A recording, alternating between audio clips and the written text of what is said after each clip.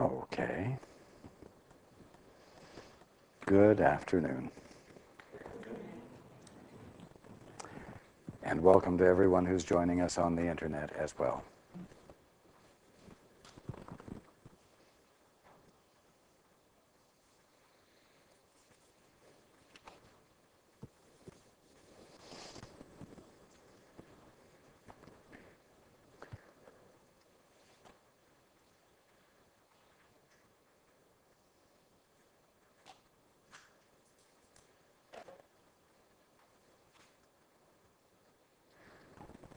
Let's ask this question.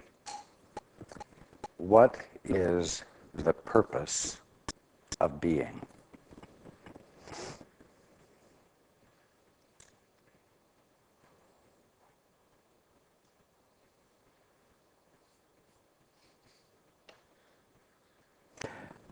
Another way we could ask that is, what is the intent of being?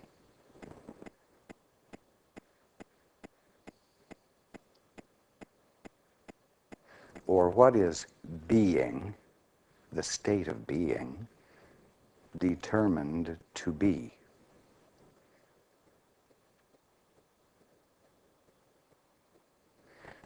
Very simply, the purpose of being is to be. Not to be something, but to be.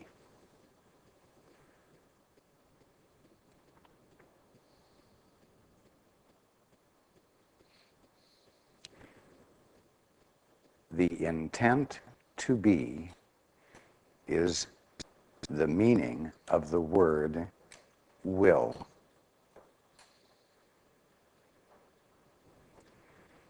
Being with a capital B is another word for God.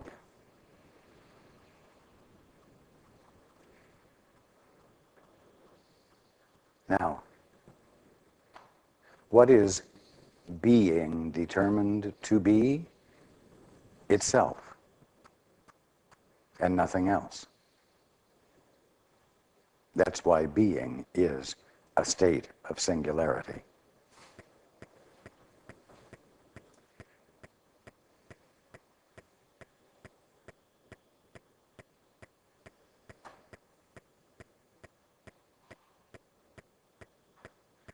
Fundamentally, being is mind. Being is the conscious experience of being, or you could say existing is the conscious experience of being. That's what God is.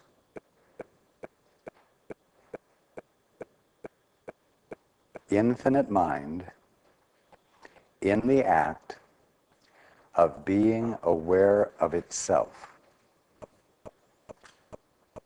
observing the movements and characteristics of what mind is. And because mind is singular, it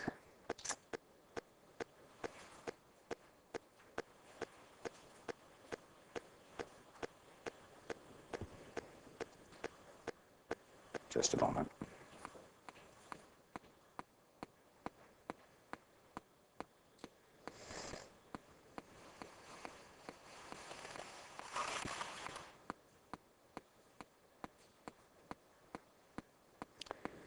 Its movement is, as I've said before, the recognition of what it is infinitely. And it looks like this and more.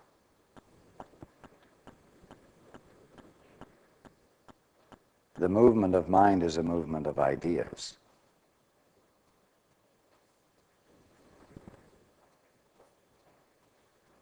In other words, the state of being conscious is the movement of ideas recognized as oneself by the mind that is moving, which is God.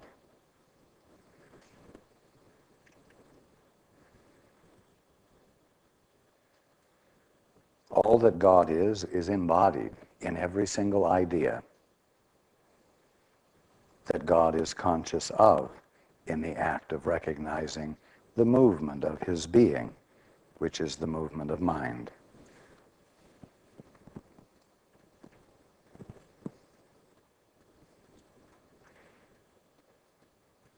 But remember, the intent to be is the meaning of the word will, and it is the intent to be which God is. That, for lack of better words, results in the conscious experience of being. In other words, creation. Now, you are the expression of God, and you embody all that God is. And so everything that I just described about God is a description of you.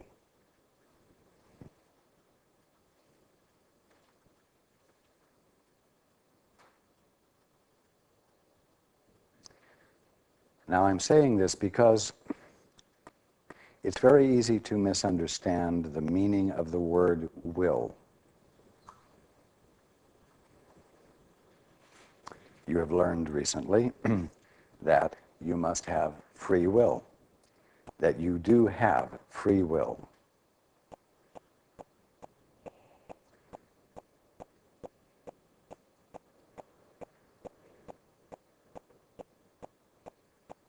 And you think you do have free will, and you do think that you have always been exercising it, and that you have even been developing greater skill at exercising free will.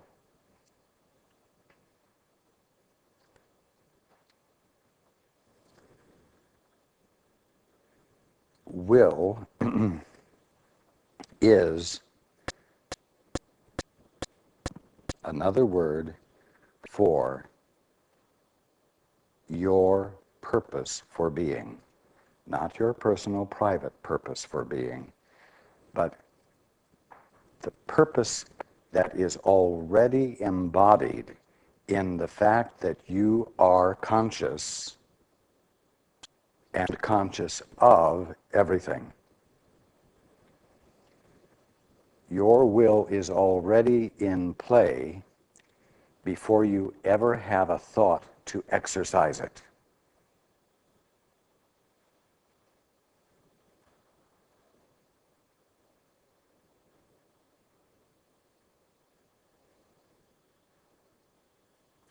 The only reason the words free will exist to express something is because in the process of your getting a divorce from your father and deciding to be independent, an independent authorizer, an independent asserter of authority,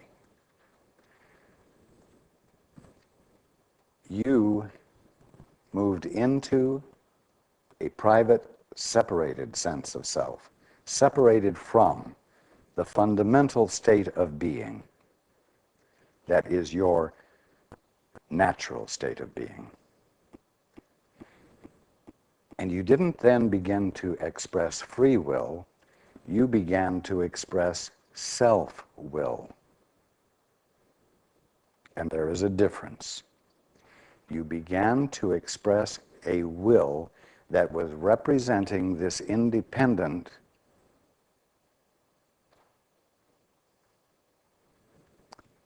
self that you created for yourself by separating from the Father. Now, the interesting thing is that self-will has only one function, and that is to assert itself on its behalf only against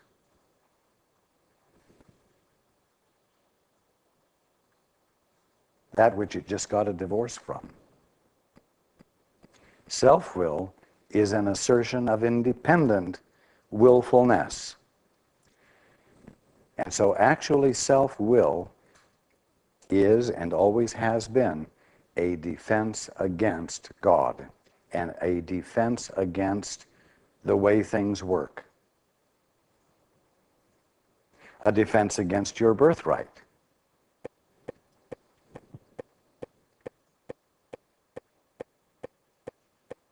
And it has become a constant act that has kept you so far permanently unconscious of your birthright and permanently unable to cooperate with and flow with the purpose of being, the kingdom of heaven, reality.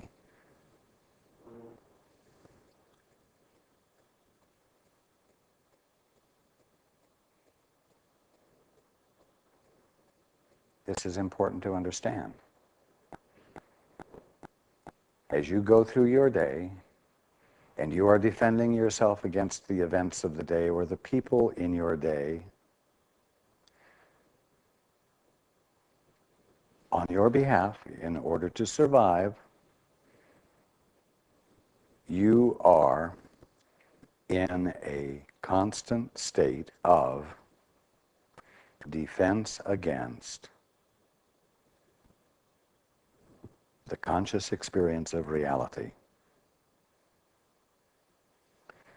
A defense against the conscious experience of what you really are, what your real identity is.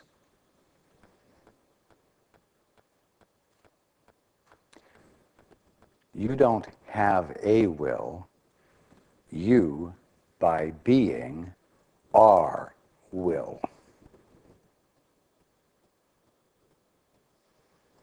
Which means that you are the presence of a purpose, an intent, which is to be. To be what? To be conscious. To be conscious of what? Reality. And not a figment of your imaginations.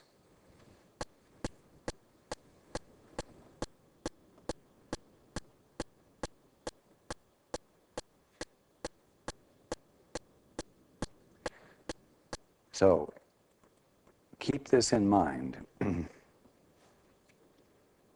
Because in the process of waking up, you are not abandoning free will, you are abandoning self-will.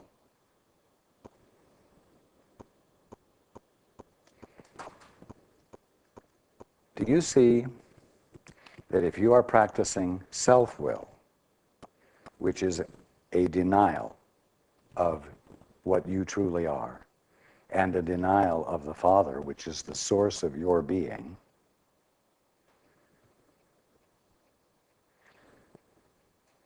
and that the exercise of self-will keeps you unconscious of what your real will is, then your self-will is not a practice of free will. Your will is not free.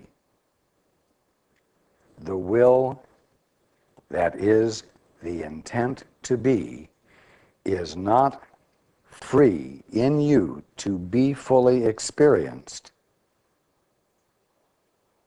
as the uninhibited capacity to experience reality as it truly is. And so when you think of self-will as an expression of free will, you are confused and you have no reason to challenge the practice of self-will. But if you can see that the practice of self-will is itself not free at all, because your real will isn't available to you, then you will have justification for beginning to invalidate it and look beyond it. to discover your will, which is inseparable and not different from the Father's will. They are one.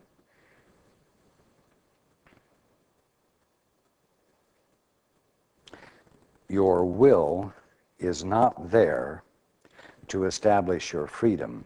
Your will is not there to govern your experience. Your will is not there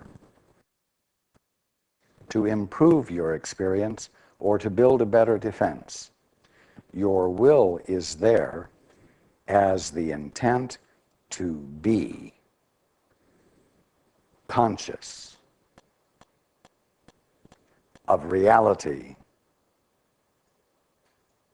without anything present to blur it, without anything present to distort it, by virtue of being that which is at odds with reality, inserting its own personal interpretation of reality in place of reality. This is important to understand in light of what we're going to be reading about today. And the heading is The Light of the World. Right off the bat, you might jump to the conclusion, and correctly, that the practice of self-will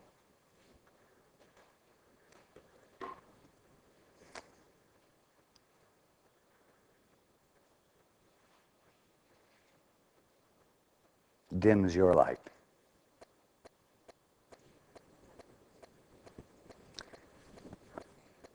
If God's will for you is complete peace and joy, unless you experience only this, you must be refusing to acknowledge His will. Well, as I've just said, the only way you refuse to acknowledge His will is by valuing and honoring and practicing self-will,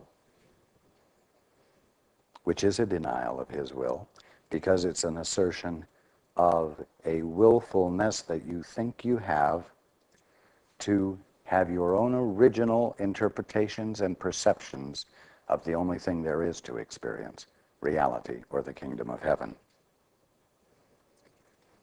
Continuing, His will does not vacillate, being changeless forever.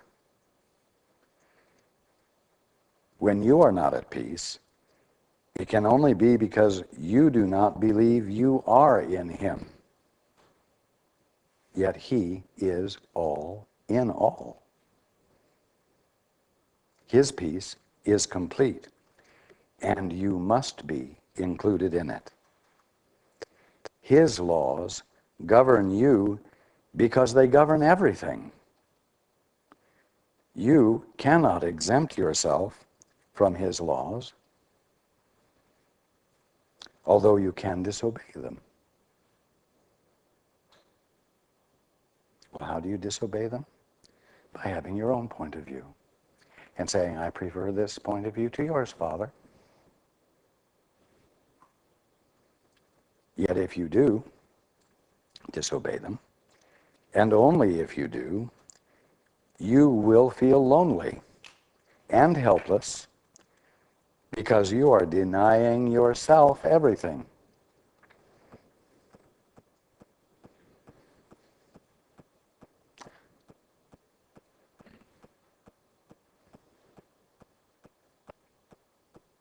I am come as a light into a world that does deny itself everything. Well, let's be careful here.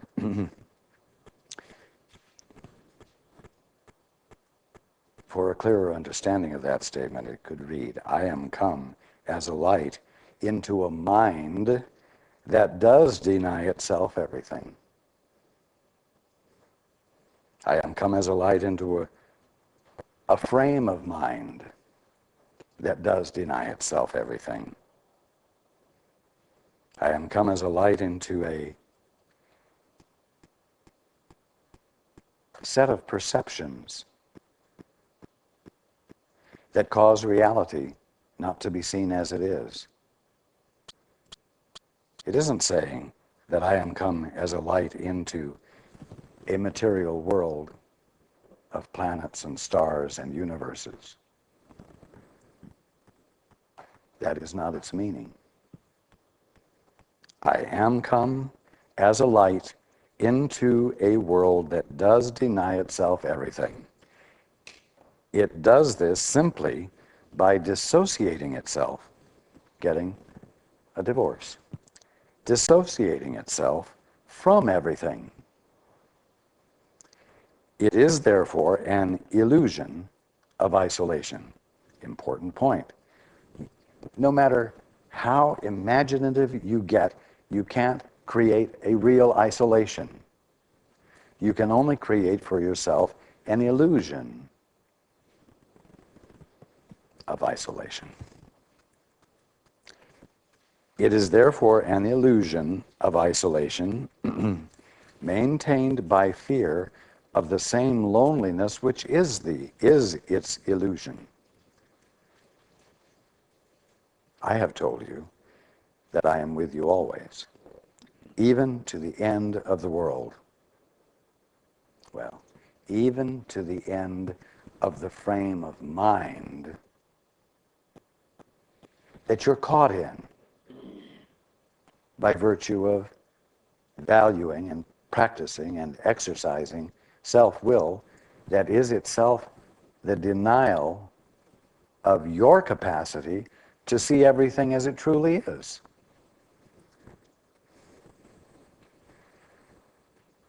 I have told you that I am with you always, even to the end of the world, in quotes, that you made up, unquote. You see? If I am with you in the loneliness of the world, the loneliness is gone. You cannot maintain the illusion of loneliness if you are not alone. My purpose then is to overcome the world. In the book, it's followed by a period.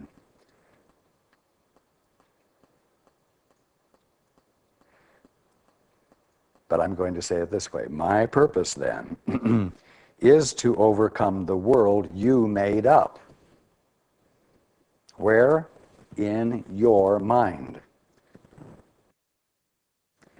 I am coming in your mind to overcome the world you made up in your mind that you are holding between you and what creation really is, which causes you to be unable to experience creation as it really is. What is creation as it really is? It's visibility and tangibility, or the conscious experience of the will of God, the purpose of being, successfully being.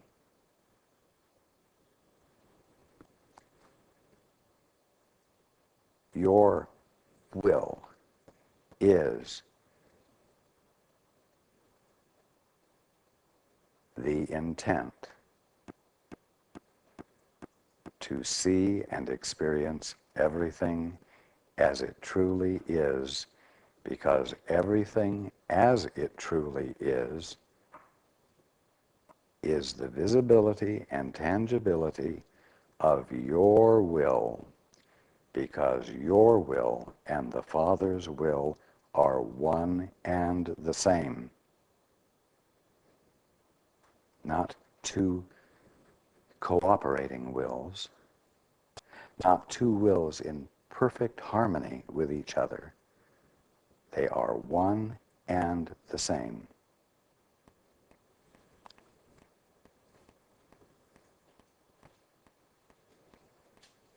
Again, my purpose then is to overcome the world. I do not attack it, but my light must dispel it because of what it is. Light does not attack darkness, but it does shine it away. If my light goes with you everywhere, you shine it away with me.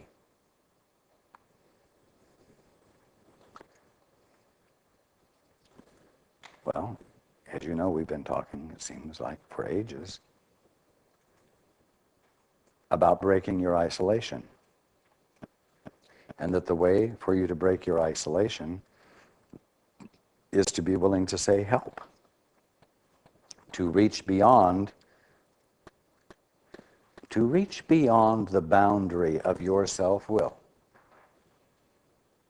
and to reach beyond the boundary of your limited definition of yourself, to reach beyond the limits of the capacity you have said you have,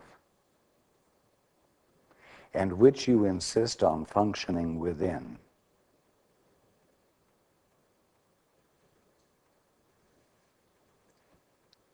When you break the isolation and let in the Holy Spirit, or me, or the Father,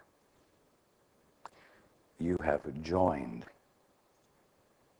No matter how tentatively, you've done it. And you have broken the isolation, and to that degree, you have begun to be the light of the world that overcomes the world you made up, and because it does that, causes you to be in the presence of everyone else you know in a new way that does lead to the possibility of everyone else making the same choice and adding to the light, not just the light that overcomes the world they made up, but the world that those who are joined in dreaming have made up, and they're still continuing to reinforce. It weakens the resolve of all the rest who are engaged in reinforcing the world they have determined on their own. So you shine it away with me. The light becomes ours.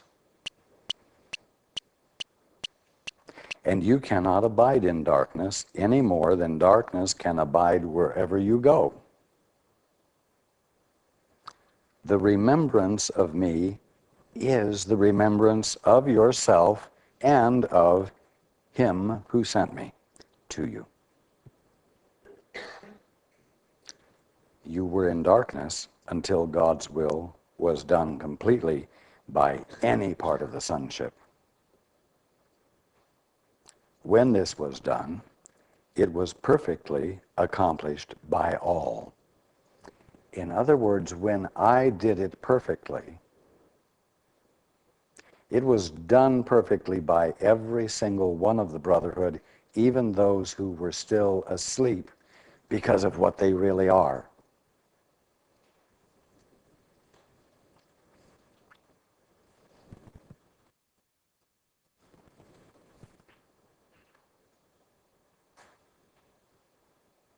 And what they really are is the will of God, the intent or purpose to be, and to be nothing other than itself, which is a singularity. That is why it was accomplished successfully by all.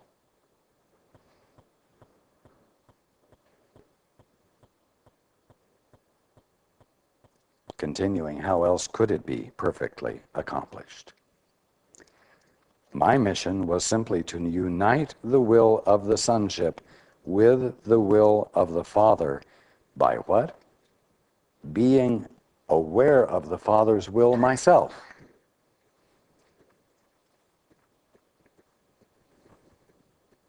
Now you could say, well, not all of the brotherhood indulged in dreams. So why didn't their state of perfect being not accomplish it perfectly for all of us who were dreaming?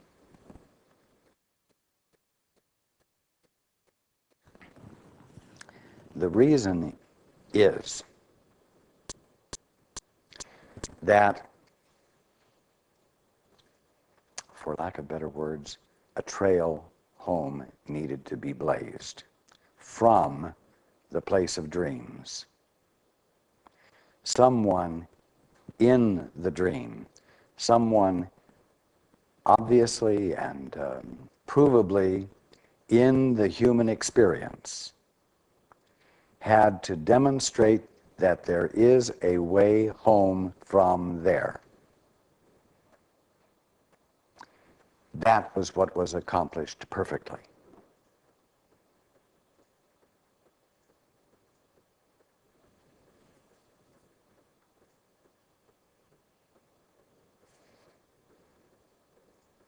Again, my mission was simply to unite the will of the sonship with the will of the Father by being aware of the Father's will myself. This is the awareness I came to give you, and your problem in accepting it is the problem of the world.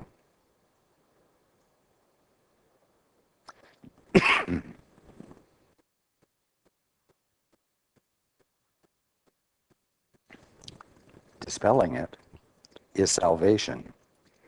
And in this sense, I am the salvation of the world. What world? The world you made up, that you're giving preference to in place of the kingdom of heaven, reality, as it truly is. Now, this world must despise and reject me, because the world is the belief that love is impossible. Well, let's bring this home a little further.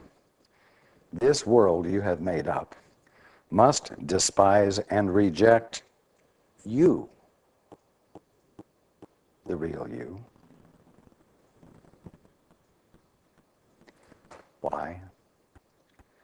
Because it's the evidence of the fact that you don't know who you are, and you're not claiming your birthright, and in your insistence upon being independent authorities, you are actively denying yourself.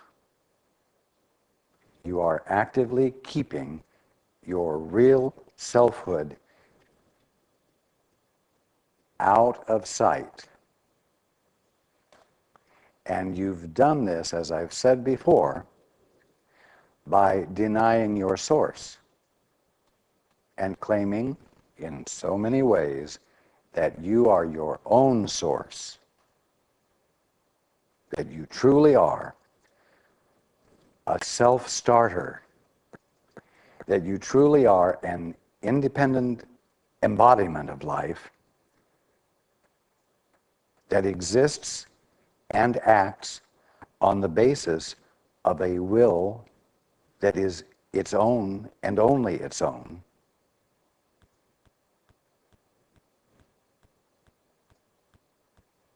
And then because it's not the truth of you, and you are denying what you truly are, you experience being afraid because you can't be in a state of capital S self-denial and be comfortable.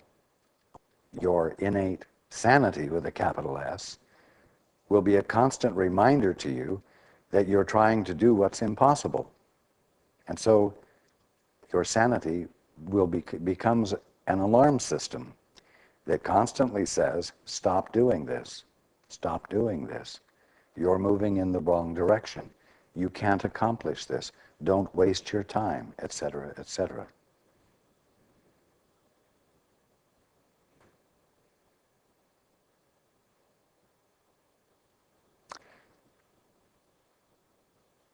Again, the world must despise and reject me and you, because the world that you made up is the belief that love is impossible.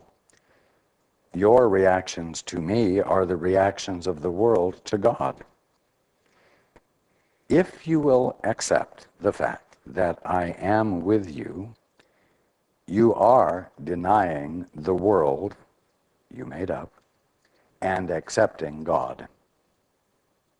Again, I'll read it as it is here.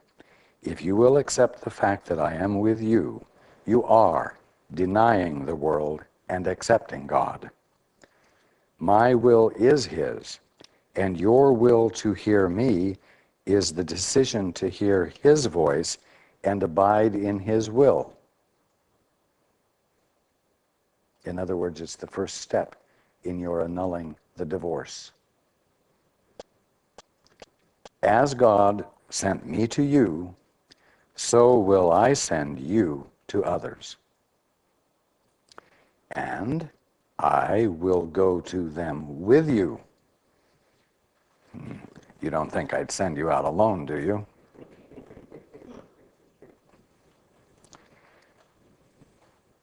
I will go with you because together you are in a state of willingness to hear the truth.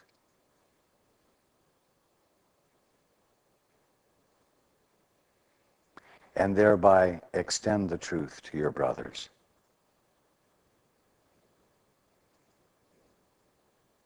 As God sent me to you, so will I send you to others, and I will go to them with you, so we can teach them peace and union. Do you realize that you on your own can't teach peace and union? You see, there's no we. And if there's no we, there's no union. Total independent purity, let us say, does not constitute union. Total independent flawlessness, or a flawless state of independence, does not constitute union, because there's no we. And how can you teach we and us if you are insisting upon being something independent? If you're insisting upon being I.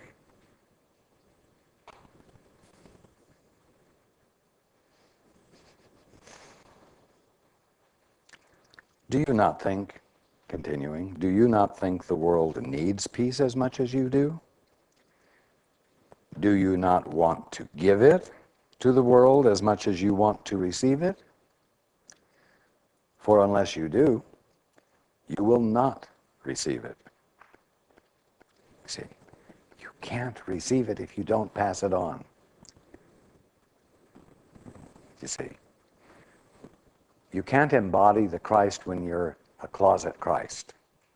You can't embody the Christ when you're still in the closet and you haven't put your mouth where your mind is or where your desire is.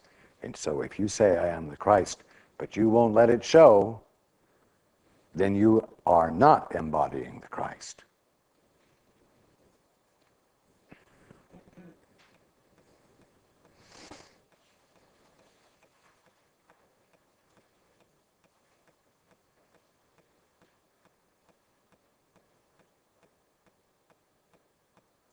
If you will to have it, meaning peace, of me, you must give it. Rehabilitation does not come from anyone else. Listen to this. You can have guidance from without, but you must accept it from within. The guidance must be what you want, or it will be meaningless to you. That is why rehabilitation is a collaborative venture. Rehabilitation is not something any one of you can do by yourself, on your own, in the privacy of your mind, period. Why? Because the rehabilitation that has to occur is the falling down of the walls that are keeping you separated from everything else. That's the rehabilitation that has to occur.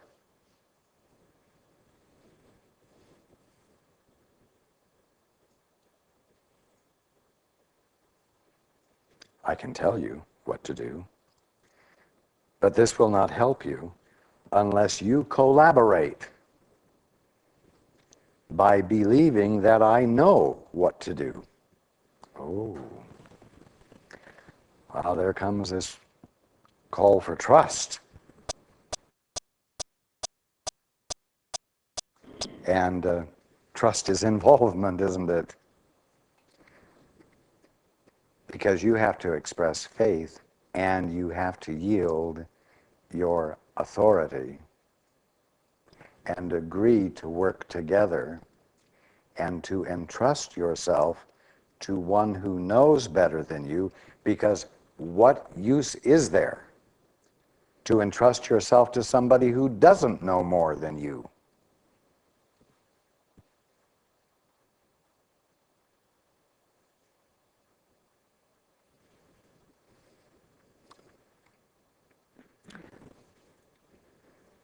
Only then will your mind choose to follow me.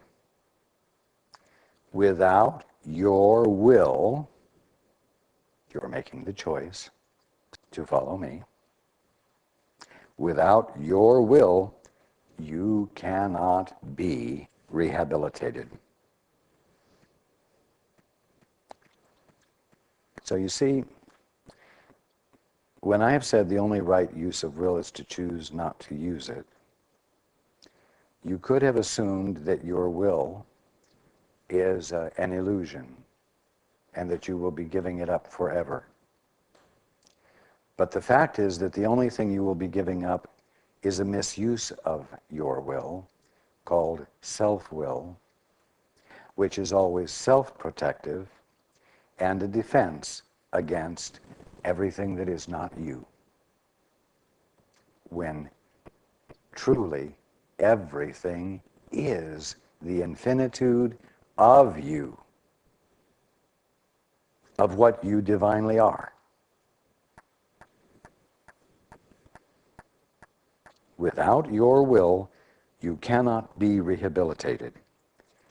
Motivation to be healed is the crucial factor in rehabilitation. Well, whose motivation? Yours. If you don't bring motivation to it, there will be no movement.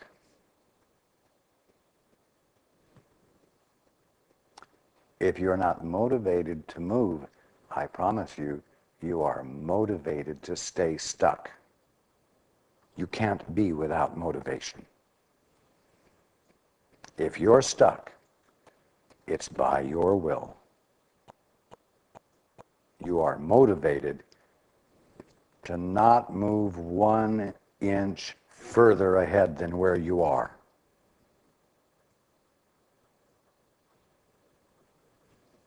So let it be clear that you're going to be involved, that you are going to change.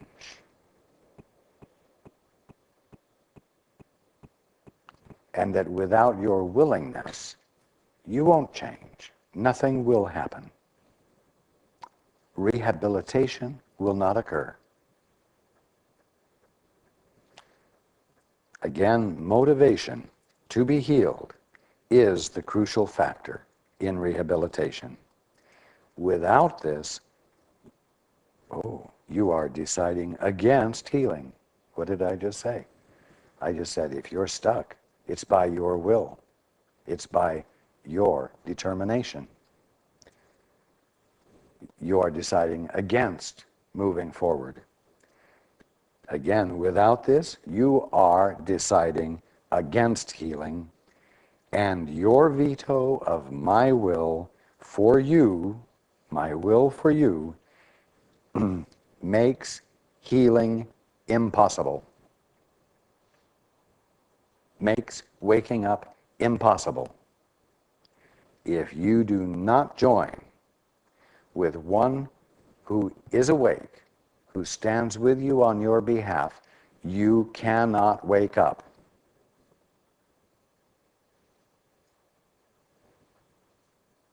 If you do not join with the Holy Spirit, which is what?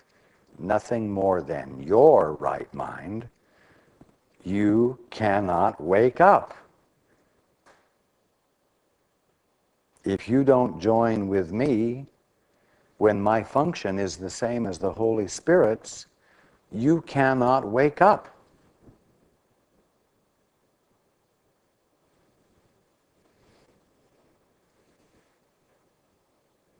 If, continuing, if healing is our joint will, unless our wills are joined, you cannot be healed. What does that say there? It says that joint will or joined will is healing and nothing else. Nothing else is healing. Oh, you can think all the spiritual thoughts you want all by yourself. But because you're doing them all by yourself, you're not undoing the one thing that has caused you to have an experience of being that's called the human condition. And therefore, you're doing nothing to eliminate the liability to be ill.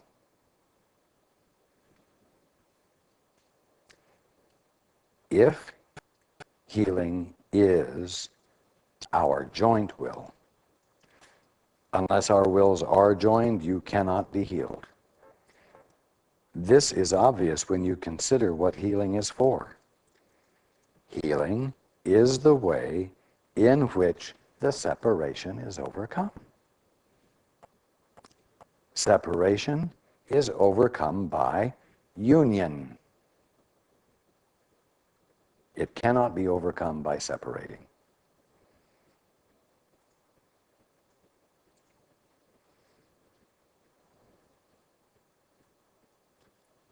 The will to unite must be unequivocal. Well, you may not be able to be unequivocal for more than a few seconds at a time. 5 or 10 minutes maybe before you slip back. But the moment it is unequivocal, there is transformation.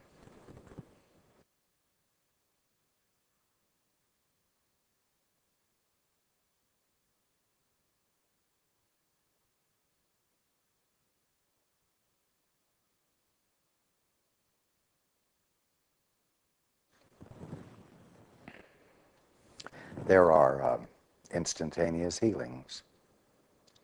Lives take a new direction, effortlessly, amazingly, miraculously. Why?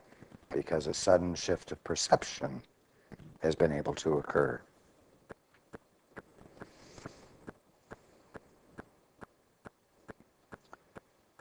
The will to unite must be unequivocal, or the will itself is divided or not whole.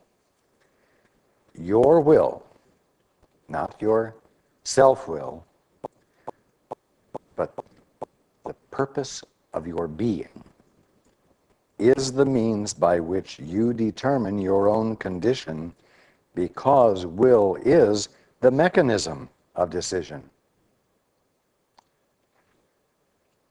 It is the power by which you separate or join and experience pain or joy accordingly. My will cannot overcome yours. So don't wait for me to overcome your will. It won't happen. And don't try to tell me if you were the Christ, you could heal me. If you were really the Christ, you could illuminate to me who I am. Wrong. You will not see anything you do not choose to see because you have that power of decision in you.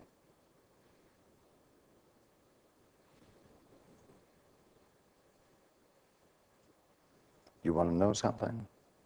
If I could actually override your free will, I would have limited it. And if I successfully limited yours, the will of the brotherhood, the will of God would have become limited. My will cannot overcome yours because yours is as powerful as mine. If it were not so, the sons of God would be unequal. All of the brotherhood. All things are possible through our joint will, but my will alone cannot help you. Your will is as free as mine, and God himself would not go against it. I cannot will what God does not will. And actually, neither can you. You've tried to, and you've moved into a world of imagination, and you've treated that world of imagination as though it was real, which has constituted a demented state of insanity, which you are all suffering from, but which you think is normal, and which you want me to help you improve by, well, I'm not even going to go into it. I cannot will what God does not will. I can offer you my will to make yours invincible by this sharing, but I cannot oppose yours without competing with it,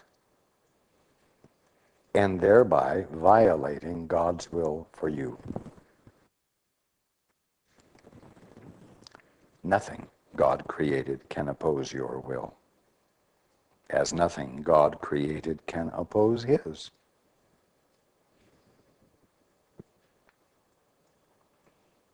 So, it should be clear to you now that you have will, and it's not a dirty word. And you are going to have to employ this will to participate, collaborate with me or with the Holy Spirit, so that you break the isolation, which has been the one thing that has caused all of the distorted perceptions of reality that you're experiencing. You are going to have to participate. And the participation is going to cause you to have new experiences of what you are. And those new experiences of what you are going to force you to come out of the closet and claim publicly your identity. You're going to have to stand up and be counted as what you really are. Because until you make that gift of an announcement to the world, you haven't really made it yours yet.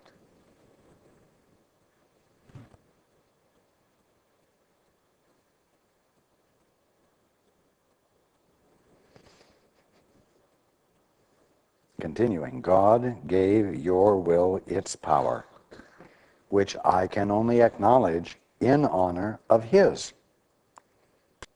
If you want to be like me, I will help you. Help you what? Be like me. Not help you. picks up your dream. If you want to be like me, I will help you, knowing that we are alike. If you want to be different, I will wait until you change your mind.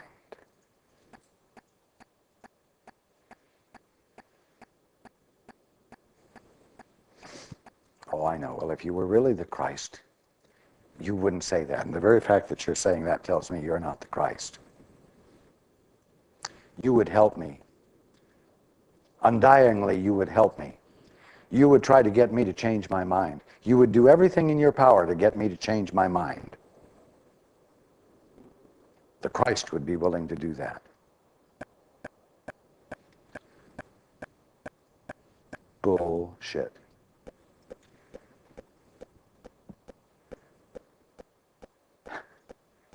Every single one of you knows that one of the most powerful games you can play is just try to get me to change my mind.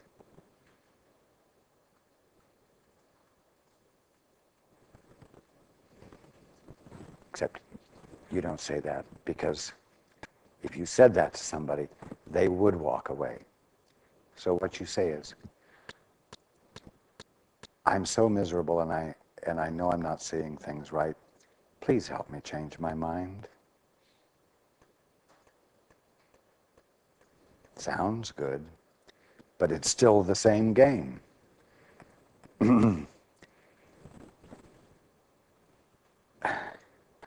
If you want to be different from me, I will wait until you change your mind.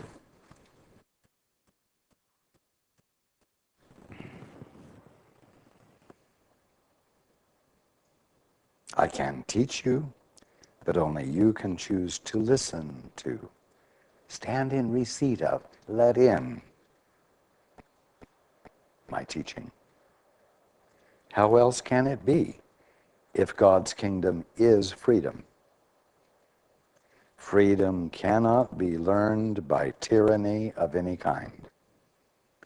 And the perfect equality of all God's sons cannot be recognized through the dominion of one will over another. And that's a nice way of saying it cannot be recognized through the domination of one will over another. Because dominion isn't over another, is nothing but domination. God's sons are equal in will, all being the will of their Father. This is the only lesson I came to teach, knowing that it is true.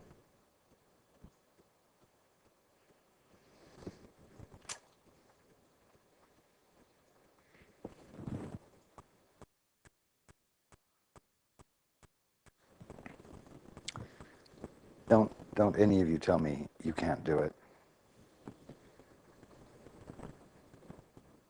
Your whole lives are expressions of your determination to be what you think you want to be. You are all determined individuals. And that's not a put down. Of course you're all determined. You are the Christ with purpose, with will. And if you didn't have the determination to be, you would not have what you call conscious experience. The problem is that at the moment you're determined to be something that it's impossible for you to be. And through guilt, you are afraid to violate the code, the mutual agreements by which you came to the determination to be what you're trying to be. And so you're caught by virtue of the characteristics of your determination. But you can become free by being willing to be determined to be something else. And the first thing you need to be determined not to be is alone. That is the bottom line crux and key to your awakening.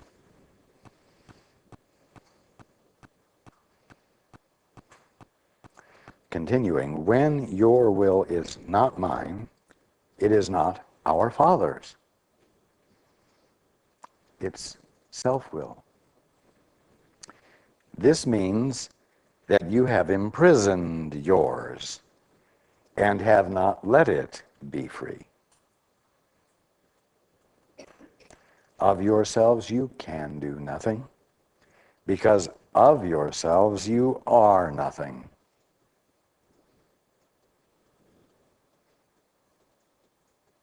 I am nothing without the Father, and you are nothing without me, because by denying the Father, you deny yourself. I will always remember you, the real one that you are, the divine one that you are. I will always remember you, and in my remembrance of you, in my remembrance of what you truly are, lies your remembrance of yourself. You see, you have forgotten. Somebody has to remember for you so that they can remind you. And that's my function, is to remind you of what you are, so that the light bulb, the remembrance within you can occur, so that you have justification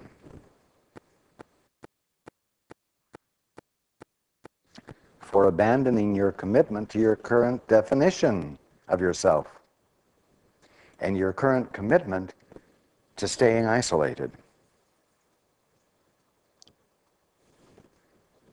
Again, I will always remember you. And in my remembrance of you lies your remembrance of yourself.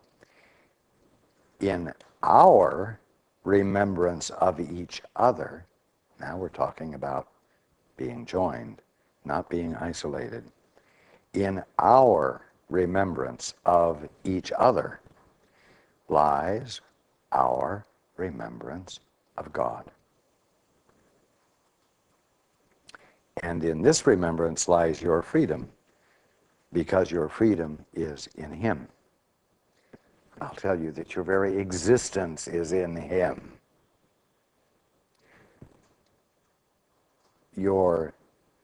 The state of being that you are experiencing is being with a capital B itself. God.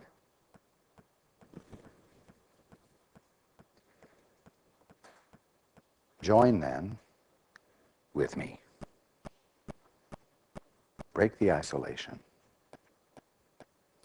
Join then with me in what? The only thing there is for us to join in. Praise of Him. Which means acknowledgement of your source. So that you're no longer claiming a private, independent sourcing of yourself.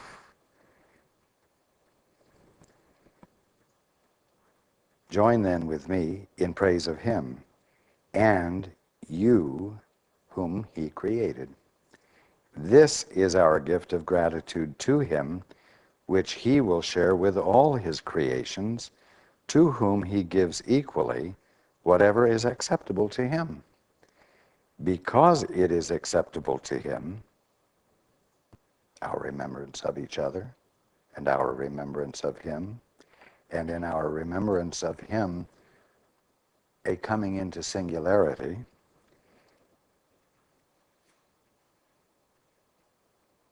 it is the gift of freedom, which is His will for all his sons. By offering freedom, you will be free.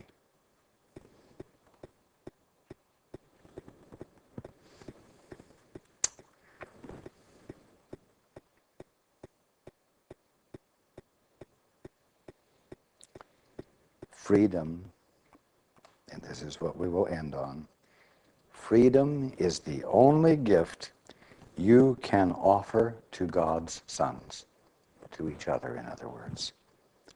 Freedom is the only gift you can offer to God's sons, being an acknowledgement of what they are and what he is.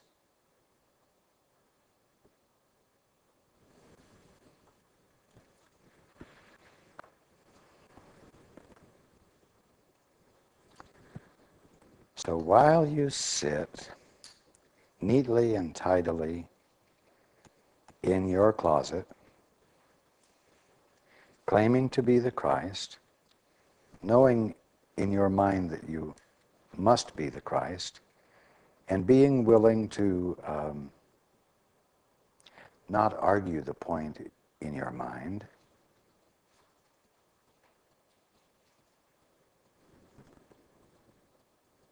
you're still not being the Christ. Because you're still not declaring yourself. You're not letting anybody know. The knowledge is private knowledge.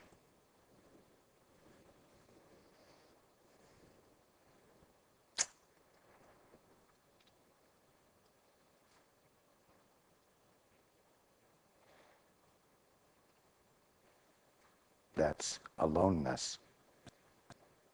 That's separation. That's isolation. And no matter how comforting the thoughts are to you,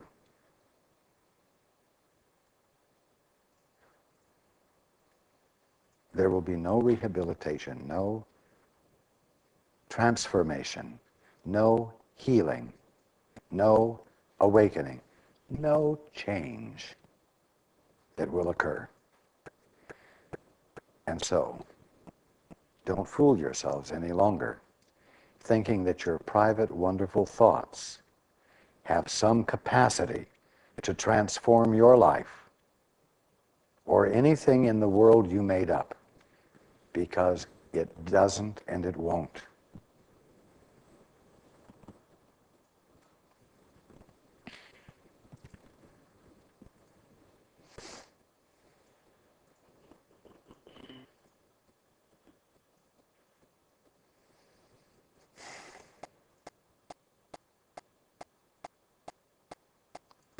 Don't wait until you're utterly miserable to take the steps of joining. I invite you to join with me or to join with the Holy Spirit when you're not under stress.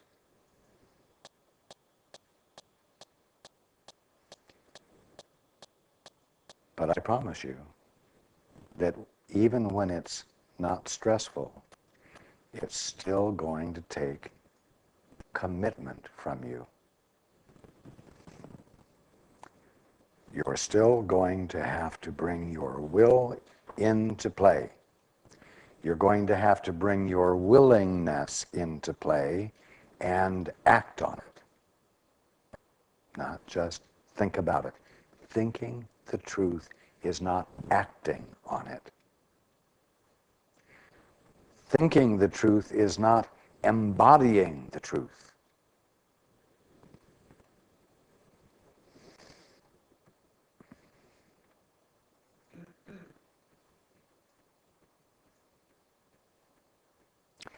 You will have to participate fully in the commitment you make.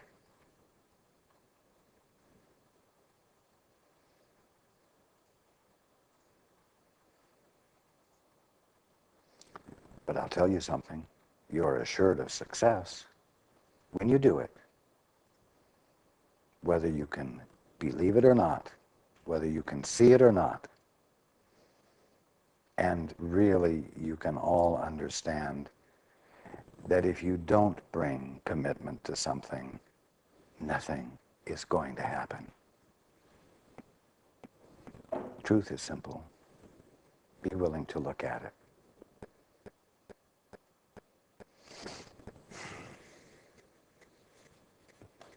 And there's more good news to come. And I look forward to being with you, all of you, next week.